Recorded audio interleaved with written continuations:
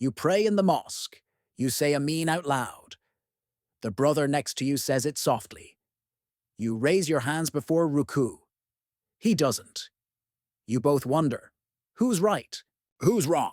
That's the beauty and the confusion of madhabs. Today I'll clear it up. Stay till the end, because once you understand, the differences won't bother you again. What is a school of thoughts? It is easier to understand. It's not a new religion. It's not a sect. It's just how scholars explain the Qur'an and Sunnah in daily life. How to pray. How to fast. How to make wudu. The Qur'an and Sunnah are the same. The difference comes in how scholars understood and applied them. Why did school of thoughts develop? In the early days, Muslims lived all over Medina, Iraq, Syria, Egypt. Each place had its own scholars. Some had access to more hadith, some relied on local practices. So when a question came up, like does touching your wife break wudu, scholars gave answers based on the proofs they had. That's why rulings sometimes looked different, but all were rooted in Qur'an and Sunnah. Four main school of thoughts in Islam. Number 1, Hanafi. Imam Abu Hanifa from Iraq. Known for using reasoning when hadith wasn't clear. Spread in Pakistan, India, Bangladesh, Turkey. Example, touching your spouse doesn't break wudu because Quran never said so clearly, and the Prophet touched his wives without making new wudu. Number 2, Maliki. Imam Malik from Medina. He trusted the practice of the people of Medina. Common in Morocco, Algeria, Tunisia, West Africa. Example, touching your spouse only breaks wudu if there's desire. Number 3, Shafi'i. Imam al-Shafi'i, born in Gaza, studied in Iraq and Egypt. He organized fiqh into a clear system.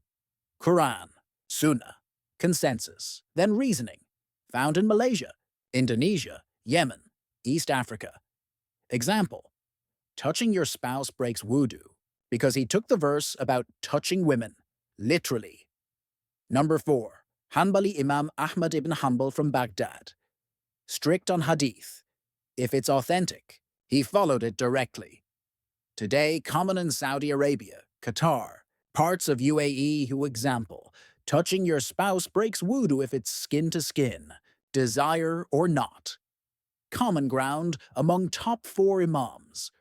All 4 follow Quran and Sunnah. All believed the same Aqidah. Differences are only in fiqh, not in belief. What the Imam said. Abu Hanifa, if my words go against Qur'an or Sunnah, leave my words. Imam Malik, check my opinion.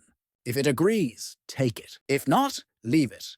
Imam Shafi, if my book says something against Sunnah, throw it away.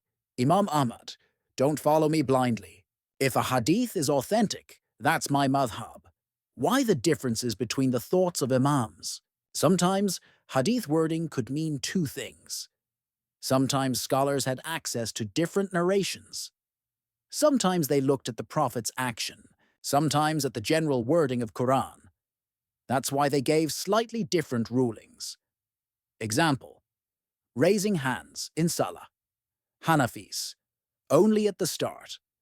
Shafi'i and Hanbali, at the start, before and after ruku. Malikis, sometimes, but not emphasized.